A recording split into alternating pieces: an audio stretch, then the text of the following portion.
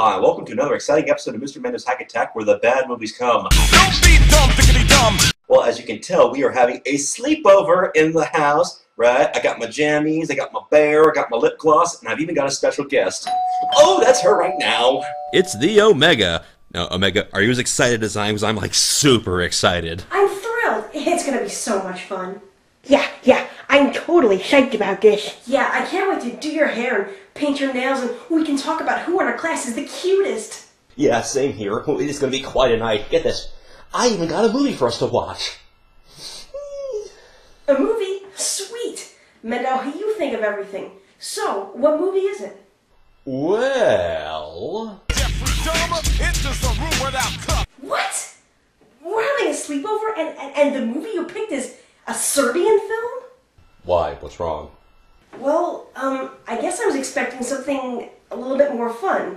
Something with, you know, less graphic sex, decapitation, skull fucking, necrophilia, newborn porn. You know what I mean? Yeah, definitely need less newborn porn. I see. So something that doesn't have as much necrophilia or baby raping. Well, I probably got The Last Unicorn around here somewhere. That works for us. Ah, The Last Unicorn. The whole internet seems to love this movie, but then again, the whole internet seems to have first seen it when they were 8. It's based on a 1968 fantasy novel by Peter S. Beagle, which I assume he wrote on top of his doghouse. Rankin Bass Productions made The Last Unicorn into a movie in 1982, based on a screenplay written by Beagle himself. So, it's my understanding that the movie follows the book pretty closely, but if that's true, I have no idea why they poured this much time and money into making a movie out of such an incoherent mess. Now that I think about it, the name The Last Unicorn kind of sounds familiar. Of course it does. It's because you reviewed Donnie Darko. What are you talking about? It's the title of the story that Donnie's little sister wrote. Remember? The prince was led to a world of strange and beautiful magic. Oh, yeah. Well, let me put your minds at ease. This Last Unicorn was not written by a 10-year-old girl. It, just kind of seems that way. Come on, it's not all bad. I mean, we've got an all-star voice cast here featuring Alan Arkin, Jeff Bridges, and Mia Farrow. Plus, it has songs by a guy who's famous for writing about a cake melting in the rain. And they're performed by 70s rock band America. Ah, yes, America. Proof positive that bands named after continents suck. And oh, look, they even put quotation marks around their names. You know, songs by America. That is, if they are in fact a band. You know, with all those songs that they do. And I should probably stop because this is really annoying. But I can't because I have a serious problem and this is all a cry for help.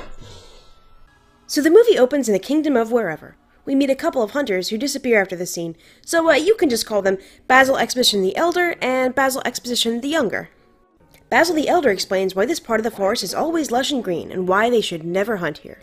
I tell you, there is one unicorn left in the world, and as long as it lives in this forest, we'll find no game to hunt here. Stay where you are, poor beast. This is no world for you. Stay in your forest and keep your trees green and your friends protected. And good luck to you, for you are the last. Enter the Unicorn, played by Mia Farrow, who's apparently reading all of her lines through a tin can. I am the only unicorn there is. The last? So, the unicorn is only now figuring out that it's the last one of its kind in the whole world? You know, I would like to think that if I were the last member of the human race, I would probably have figured it out a little bit sooner. Yeah, but that would involve actually leaving your apartment. Touché. The unicorn ventures out of her forest to find out if she is truly the last unicorn. And look who's here to say goodbye. It's all the animals that will surely get slaughtered by the hunters once she's gone. I must go quickly. Holy crap! Dodos? Are they the last dodos? Well, now we know why they went extinct. Thanks, unicorn. The Unicorn soon encounters its first pointless cameo, a coked-up butterfly voiced by Robert Klein, who speaks in song lyrics, or rather, just enough of the lyrics to avoid paying royalties. I must take the A train. See you later, alligator. Close cover before striking. You know, I haven't seen anyone this coked up and quoting song lyrics since... Say, I feel good. Papa's got a brand new bag. It's a man's world. After a lot of tedious nonsense, the butterfly explains that all unicorns were chased to the ends of the earth by an evil creature known as the Red Bull. And no, we're gonna save that joke for later, because we have class. The unicorn then encounters a guy who tries to capture her with his belt, and the only point to this scene is to explain that humans can't see unicorns for some reason. When they look at one, all they see is a normal horse, which never seems to matter in the story, actually. Mare? Mare? A horse? Is that what you take me for? During the night, the unicorn is captured by a traveling freak show, led by Mommy Fortuna, voiced by Angela Lansbury. She's a witch who wears a tree for a hat, with an actual bird living in the tree. And that was your sneak peek to what Lady Gaga will be wearing to this year's VMAs. Fortuna's traveling show is full of monsters, but in reality, they're just old, broken-down animals. She casts spells on them to make them look like monsters from folklore. This includes The Midgard Serpent. If you have any familiarity with Norse mythology, you know this is stupid. The creature is called the Midgard Serpent because it's wrapped itself around Midgard. Midgard being the Earth. In addition to the fake monsters, Fortuna has captured a real monster in the form of a harpy. Wait, that's a harpy? I'm no expert on Greek mythology, but isn't a harpy supposed to be a bird with a woman's head? Well, it might not have a woman's head, but that harpy sure does have a woman's boobs. 3 of them, actually. Really? Well, that could be interesting. Not free, honey, but, available. Well, it's not quite like that. Saggy grandma boobs do not want. Oh, and since people can't see the unicorn's horn, to make the unicorn appear as a, well, unicorn, the witch has to give her an extra horn. And this is apparently easier than just gluing a horn on a regular horse. The unicorn meets one of Fortuna's carnies, a magician named Schmendrick. I am called Schmendrick, the magician. That's what we call Jewish humor. You don't have to understand it, because the words sound funny. Meshuggah. Eventually, he begins to sympathize with the unicorn and sets her free, which gets the other carnies all riled up. You couldn't turn cream into cheese, you Schmendrick, you. Wow, you know you're a screw-up when your own name counts as an insult. Oh, be quiet, you Mendo, you. No, wait, I meant Mendo in the nicest possible way. Honest. The unicorn uses its horn as a magical lockpick to free all the other animals. And in what seems like an incredibly bad decision, she also frees the harpy, which kills Mommy Fortuna. Is it just me, or does she look really psyched to be killed by a harpy? And then the unicorn journeys on with Schmendrick, and eventually he gets captured by outlaws, led by Captain Cully, one of those rare pirates who doesn't own a boat. Come to the fire and tell me what you've heard of dashing Captain Cully and his band of free men. Have a taco. Correction, he's one of those rare pirates who doesn't own a boat and likes Mexican food. To entertain the outlaws, Schmendrick casts a spell that makes ghostly Robin Hood characters walk through their camp. What the hell? They have Robin Hood in this world now? Did you also forget that they have Bill Haley and comets in this world? See you later, alligator. Yeah, I'll just shut up now. It appears Robin Hood is highly offensive to land pirates, so they punish Schmendrick by tying him to a tree, and he casts a spell that causes this.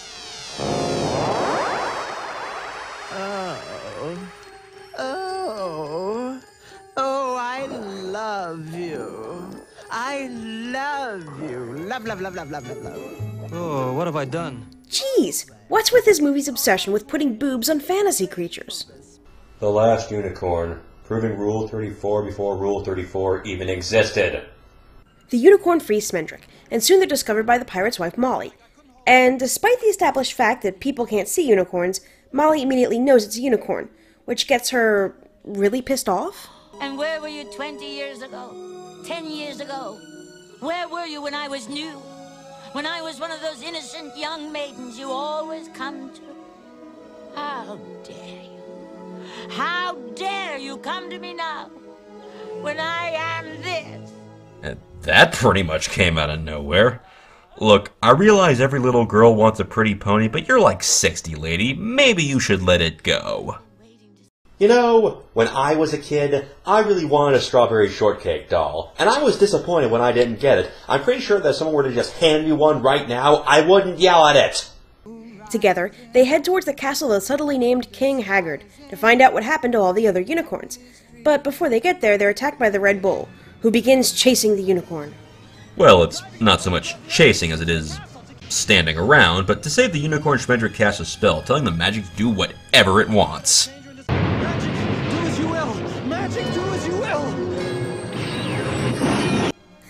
Oh look, Red Bull gives you wings! And turns you into a human, apparently. So the unicorn has become a naked albino anime character. And here's some cartoon ass to go with the cartoon boobs. Ah, the days when you could slip copious nudity into a G-rated movie. Now that she's human, the bull loses interest, but Schmendrick has no idea how to change her back, which means the movie about the last unicorn mostly features the unicorn running around as a human woman. That's really not what I was expecting. Yeah, this is getting pretty ridiculous. I mean, does magic even work that way? Like if I turned to Giovanni here and said, "Magic! Do whatever you want!" Would he just turn into a human? I don't think this is such a good idea, boss. Yeah, I mean, what if I was all like, "Come on, Magic, make my day!" I really don't think you should do that, boss. "Come on, Magic, do whatever you want! Get wild, get crazy, let's do coke!" What the hell? Is everything alright over there? Holy crap! What did I do? Giovanni, you're... Still a lobster, boss. Oh well, I tried. Darn. And I was really looking forward to opposable thumbs, too. They journey on to Haggard's castle, where they get to meet the king himself, voiced by Christopher Lee, and also his son Prince Lear, played by Jeff Bridges, who's really phoning it in. This is Prince Lear, my son. Hi, glad to meet you. In order to hang around the castle for a while, they convince the king that what he really needs is a magician who can't do magic. A master magician has not made me happy. I will see what an incompetent one can do. You may go. Well, that's an interesting take on things. You know, that lock on my door isn't making me happy. I should replace it with yarn and scotch tape, just to shake things up. As you'd expect, the king's former magician doesn't take the news well. You have let your doom in by the front door, but it will not depart that way. Farewell, poor Haggard. Farewell. Okay, see you in 2 weeks when you pick up your last paycheck. So they all just chill in the castle for a long time, and at some point a pirate cat shows up. No, you didn't miss anything. A cat with an eye patch and a peg leg just shows up out of nowhere.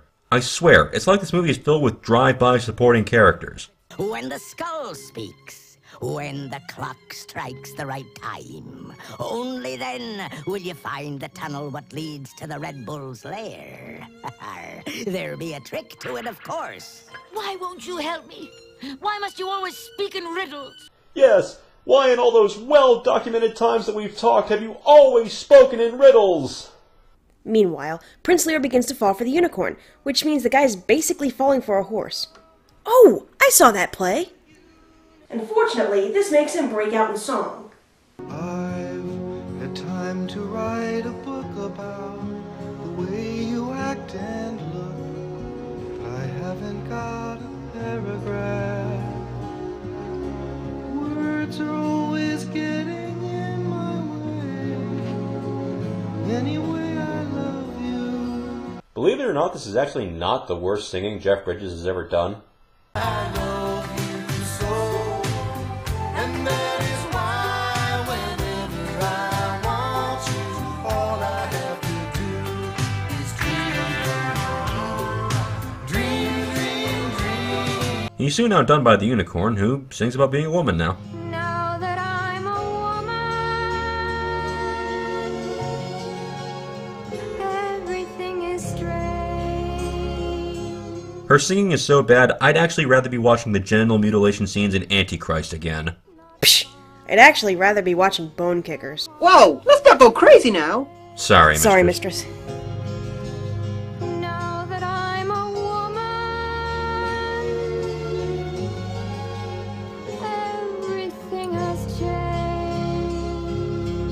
You know, I think I finally figured it out. This movie is an elaborate metaphor for a woman's menstrual cycle. Wait, what? No. Hear me out on this. The unicorn, long held as a symbol of virginal innocence, leaves behind her childish things, the forest, and goes in search of something that's big and red and unpleasant, the Red Bull, her first period, and then after encountering that, she becomes a woman.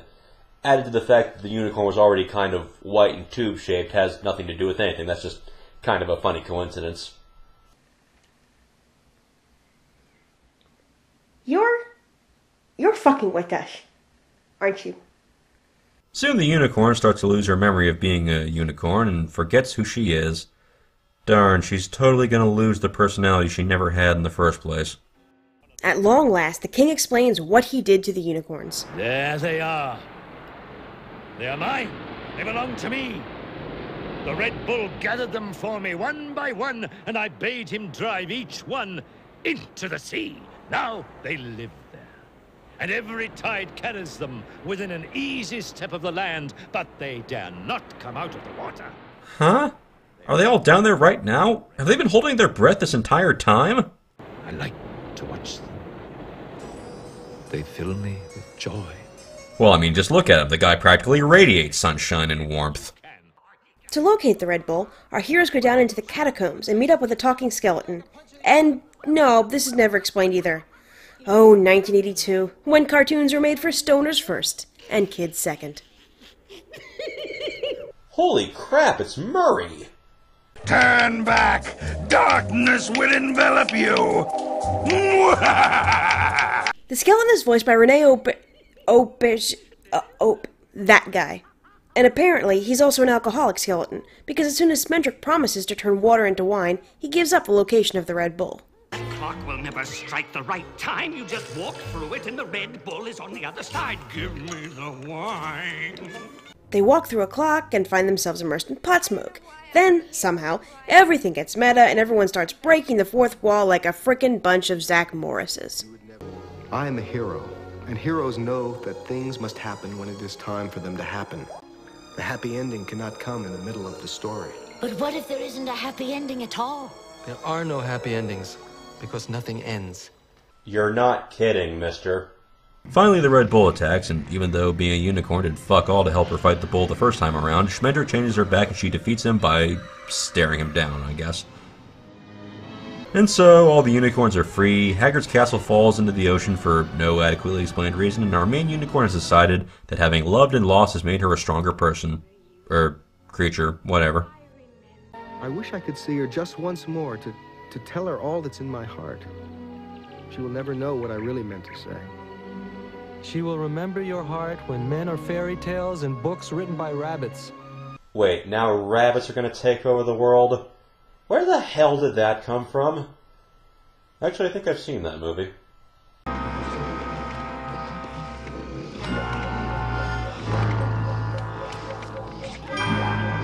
And that's the end. Cue the unicorn victory lap! So, your final verdict? Well, I think I know what went wrong here. The script was written by the author of the book, so when he condensed it down, he just kept the key scenes, and when this created plot holes, he didn't notice because in his mind he already knew the explanations. Either that or he's a total incompetent. One of the two. Strangely, I agree. The movie clocks in at just under 90 minutes, which, for the sheer amount of story they try to cram in, is inexcusable. This movie would need to be about 3 times as long to be anywhere near coherent. And just imagine what a joy that movie would have been to watch. Well, that was fun. Oh, look at the time. We better get some sleep. Alright, well good night you two. Don't sleep in too late. We're gonna make pancakes in the morning. Good night, Mendo. Night, Mendo. And good night to you all. Here's hoping we see you next time on Mr. Mendo's Hack Attack.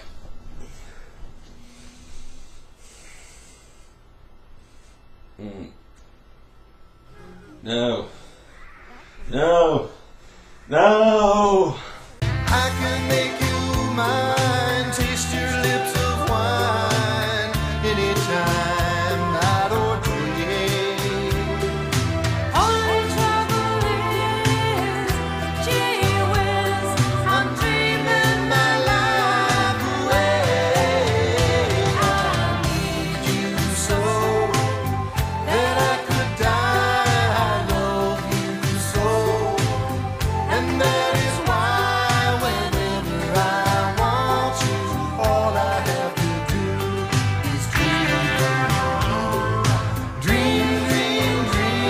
Good night, Mendo. Good night, good night. It's time to go to bed. Good night, good night.